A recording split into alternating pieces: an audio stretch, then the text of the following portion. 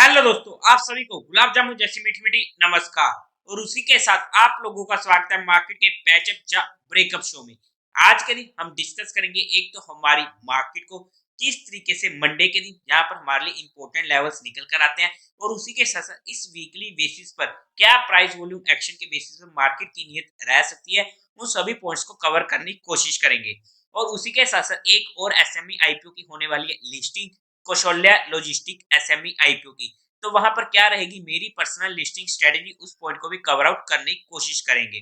तो अभी से इस वीडियो को लाइक और चैनल को सब्सक्राइब कर दीजिएगा। अगर हम फ्राइडे के दिन का एक्शन देखते हैं डीआईआई का, तो वहां पर डीआई ने 3500 करोड़ की सेलिंग करी है। वहीं पर एफआई ने 1700 करोड़ के करीब की बाइंग करी है। नेट में सेलिंग का फिगर मेजर फिगर है, जो हमारे लिए एक नेगेटिव पॉइंट हो जाता है। और उसी के साथ साथ अब अगर हम बात करते हैं हमारे सबसे पहले आईपीओ की, कौशल्या लॉजिस्टिक एसएमई आईपीओ की। पर्सनली मुझे ये आईपीओ नहीं लॉट हुआ है, और इसका जीएमपी आज के टाइम पर 52% का चल रहा है। एक अच्छा सब्सक्रिप्शन स्टेटस भी हमें देखने को मिल चुका था। बट अगर मैं यहाँ पर इसमें अपनी पर्सनल लिस्टिंग स्ट्रेटेजी की बात करूं, तो देखो जो भी एसएमई आईपीओ होता है, मेरी उसमें सिंपल ही लिस्टिंग स्ट्रेटेजी रहती है कि जैसे वो आईपीओ लिस्ट होता है, मैं वहां पर उसे इमीडिएट बुक करने की कोशिश करता हूँ। वहां पर मैं लॉन्ग टर्म में या फिर कुछ टाइम के लिए भी वेट नहीं करता हूँ और इमीडिएट एग्जिट कर जाता हूँ। पूरा का पूरा लोड वहां पर हम कुछ क्वांटिटी एग्जिट नहीं कर सकते हैं, वहां पर हमें पूरा का पूरा लोड ही एग्जिट करना पड़ेगा। अब ऐसा क्यों है? क्योंकि वहां पर हमें जनरली सर्किट देखने को मिल जाते हैं, अपर सर्किट या लोअर सर्किट। अब कौन सा सर्किट लगेगा वो सिर्फ मार्केट को मालूम है।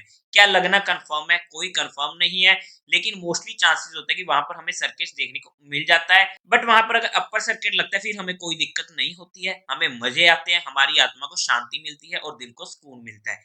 बट अगर वहीं पर ही उसके ऑपोजिट लोअर सर्किट लग जाता है, तो हमें वहां पर टेंशन होती है, हम एग्जिट नहीं कर सकते, हमारा लॉस कम होता रहता है, जिसकी वजह से हमें थोड़ी सी मेंटली टेंशन होने लग जाती है। बस इसी सर्किट के चक्कर से बचने के लिए मैं वहां पर इमीडिएट बुक करने की कोशिश करता हूँ। मुझे नहीं फर्क पड़ता उसके बाद आईपीओ डबल हो रहा है, ट्रिपल हो रहा है, या फिर आधा रह रहा है, मैं वहां पर इमीडिएट बुक कर जाता हूँ। ये मेरा माइंडसेट कहता है, ये मेरा रिस्क फैक्टर कहता है। क्योंकि अगर मुझे कहीं पर भी लॉन्ग टर्म के पर्सपेक्टिव से जाना होगा, इन्वेस्टिंग पर्सपेक्टिव, तो मैं वहां पर सिर्फ और सिर्फ म्यूचुअल फंड्स को प्रेफर करता हूँ। और being a mutual fund distributor, अगर आप लोग चाहते हो कि हम भी आपका पैसा मैनेज करने में आपकी हेल्प करें, तो आपको डिस्क्रिप्शन में मेरा नंबर मिल जाएगा, आप मुझसे कांटेक्ट कर सकते हैं। पूरी की पूरी कोशिश रहेगी as per your needs, as per your goals, as per your risk, कि आपकी क्वेरी को अच्छे से सोल्व किया जाए। बट जैसा कि अभी के ची एनर्जी आईपीओ में हमें लिस्टिंग देखने को मिली है 366% के करीब की, काफी जबरदस्त देखने को मिली है, और हमें बार बार मौका भी मिला था वहां पर एग्जिट होने का। लेकिन अगर हमने एग्जिट नहीं की है लालच लेकर, तो वहां पर at the time of closing फिर से हमें सर्किट देखने को मिल चुके थे। और अब वो सर्किट जब तक नहीं खुलेगा, हमारा एग्जिट नहीं हो पाएगा। क्या ये सर्किट मंडे को नहीं खुल सकता? खुल सकता है, हो सकता है मंडे को ऊपर सर्किट लग जाए। बट एक बार उनसे पूछेगा जिनको समीरा एग्रो का आईपीओ मिला था, वहां पर लोअर सर्किट ही लगता जा रहा है, और एक बार भी वो सर्किट नहीं खुला है, जिसकी वजह से वहां पर वो लोग एग्जिट नहीं कर पा रहे हैं, जिसकी वजह से उनका लॉस डेली काफी ज्यादा बढ़ता जा रहा है और उन्हें प्रॉब्लम हो रही है। इसलिए ही मेरा एसएमई आईपीओ में ये रूल बना हुआ है कि इमीडिएट बुक करने की कोशिश करता हूँ। बिकॉज ऐसे एक दो ही आईपीओ होंगे जहां पर हमें सबसे मेजर पेन होगा, और वो एक दो आईपीओ ही हमारी आधी से ज्यादा कैपिटल को खा जाते हैं। तो बस हमें उसी कैपिटल को बचाना है उन एक दो आईपीओ में। तो इन्हीं रीजंस की वजह से मेरे जहां पर कुछ रूल्स बने हुए हैं एसएमई आईपीओ के रिगार्डिंग, जो रूल्स मैंने आप लोगों के साथ जहां पर डिस्कस किए as per my mind set, as per my risk factor. अब आपका रिस्क फैक्टर क्या है, आपका माइंडसेट क्या है, वो आप लोगों को पता है। तो अपने रिस्क फैक्टर और माइंडसेट के अकॉर्डिंग आप अपने रूल्स बना लीजिएगा, और अपने फाइनेंशियल एडवाइजर से कंसल्ट करके कोई एक्शन लीजिएगा। तो ये रहती मेरी पर्सनल लिस्टिंग स्ट्रेटेजी इस आईपीओ में, अगर ये आईपीओ मेरे पास होता। एनीवे, अगर हम बात करते हैं हमारी मार्केट की, तो सबसे पहले तो आप लोगों को फिर से एक चीज दिखाता हूँ। हमने टेलीग्राम चैनल पर फ्राइडे के दिन 4 ट्रेड्स प्रोवाइड करी। 48,500 बीएनएफ पी, 370 से गई 580 पर। सेंसेक्स की 7100 800 सी जो हमने कोस्ट टू कोस्ट एग्जिट कर दी। 48,400 पी 440 से गई 610 तक, और फाइनली थी 72,000 पी सेंसेक्स की हीरो जीरो, जो 20 पॉइंट के स्टॉप लॉस के साथ दी थी। 70 से गई 150 तक। मतलब कि हमने सिर्फ 4 ट्रेड ली, 3 में हमें अच्छा मुनाफा हुआ, और एक ट्रेड हमने कोस्ट टू कोस्ट निकाल दी। तो हमें 4 की 40 ट्रेड करने की ज़रूरत ही क्या है? इनफैक्ट जब हमें पहली 1-2 ट्रेड में ही अच्छा मुनाफ़ा हो चुका है, तो हमें बाकी 2 ट्रेड्स लेने की भी ज़रूरत नहीं है। बस जब तक हम हमारी ट्रेड्स की क्वांटिटी को कंट्रोल में कर लेंगे, तब हमें दिक्कत नहीं होएगी और हम आने वाले टाइम में ऑप्शन ट्रेडिंग में कामयाब बन सकते हैं, अगर हम हमारे कुछ रूल्स को फॉलो कर लें।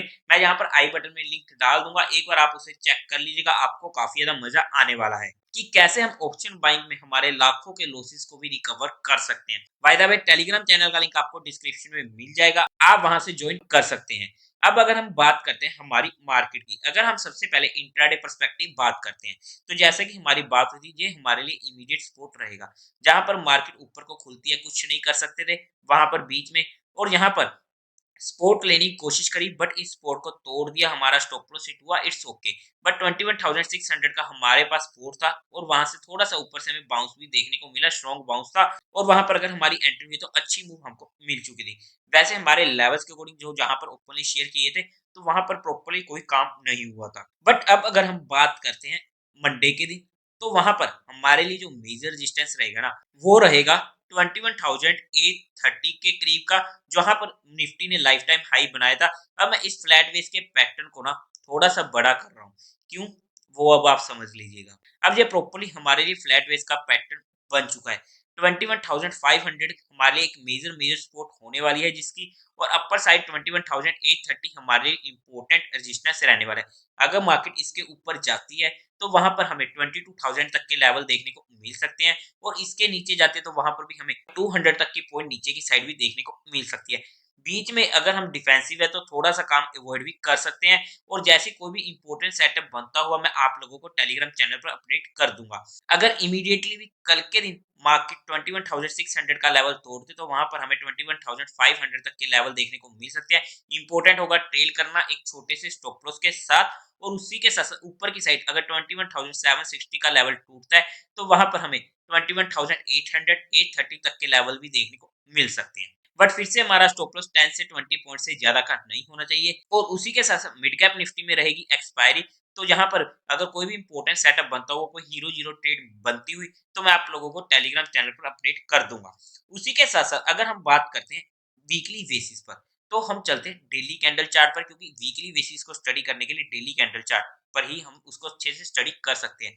तो वहां पर तो जैसा कि हमारी बात हुई थी कि अगर ये 20 मूविंग एवरेज तक आती है, तो वो हमारे लिए एक अच्छा एरिया हो जाता है। लेकिन मार्केट टर्न डे से ही भाग गई, जिसका हम कुछ भी नहीं कर सकते थे। वो मार्केट दोबारा से अपने लाइफ टाइम हाई के पास जा रही है।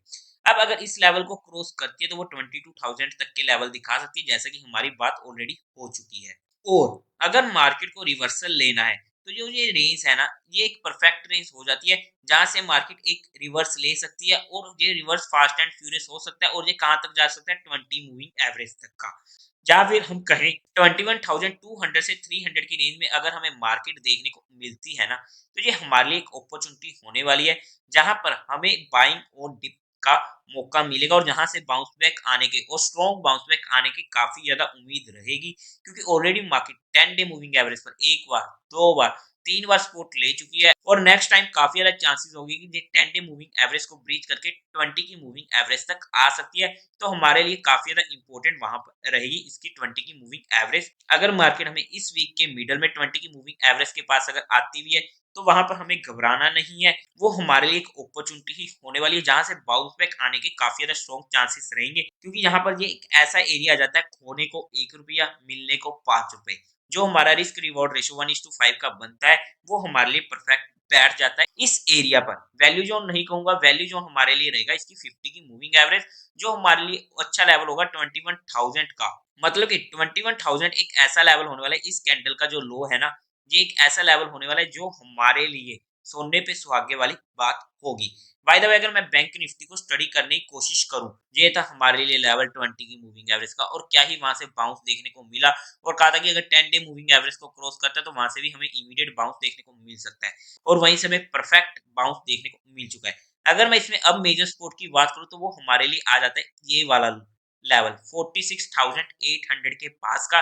अगर मार्केट बैंक निफ्टी हमें इस लेवल के आसपास मिलती है तो ये फिर से हमारे लिए एक ऐसा एरिया होने वाला है जहां से हमें बाउंस बैक की काफी स्ट्रॉन्ग बाउंस की हमें उम्मीद रहेगी। और अगर ये अपने नए हाइस को क्रॉस करती है तो वहां पर नए मूव्स के लिए मार्केट तैयार हो जाएगी, क्योंकि इसके ऊपर फिर से हमें कोई भी रेजिस्टेंस नहीं मिलने वाला है। बट इन शॉर्ट अगर हम बात करते हैं, हमारा ध्यान अगर मार्केट अपनी इंपॉर्टेंट सपोर्ट्स के पास आता है, 20 की मूविंग एवरेज के पास आता है, तो वहां पर हमारा मेन ध्यान होना चाहिए। वहां से हमें फिर से एक अपॉर्चुनिटी मिलने वाली है मार्केट से, अगर मार्केट अपने इंपॉर्टेंट लेवल्स को दिखाता है, जहां पर हम हमारे इंपॉर्टेंट स्टॉक्स जो अपनी सपोर्ट्स पर आ रहे हैं, जिन्होंने ब्रेकआउट दिया है, ब्रेकआउट रिट्रेस करने आए, उनको स्टडी किया जा सकता है education purpose. By the way जितनी भी चीजें हमारी यहाँ पर डिस्कस हुई हैं वो किसी भी तरीके कोई भी इन्वेस्टमेंट टिप या एडवाइस नहीं है, जहां पर हमने सिर्फ और सिर्फ एजुकेशन पर्पस चीजों को डिस्कस करने की कोशिश की है on the basis of price volume action, कि हमें मार्केट में कैसे मार्केट को देखना चाहिए, किस तरीके से हमारे लिए इंपॉर्टेंट लेवल्स निकल कर आते हैं और कैसे हम उनको स्टडी कर सकते हैं। फिर भी अगर आप लोगों को इन्वेस्टिंग या ट्रेडिंग करनी है तो एक बार अपने फाइनेंशियल एडवाइजर से कंसल्ट जरूर कर लीजिएगा। तो देवी और सज्जन, उम्मीद है आप लोगों को ये वीडियो अच्छी लगी होगी, तो इस वीडियो को लाइक कीजिएगा, शेयर कीजिएगा और साथ ही साथ चैनल को सब्सक्राइब करें। हर हर महादेव।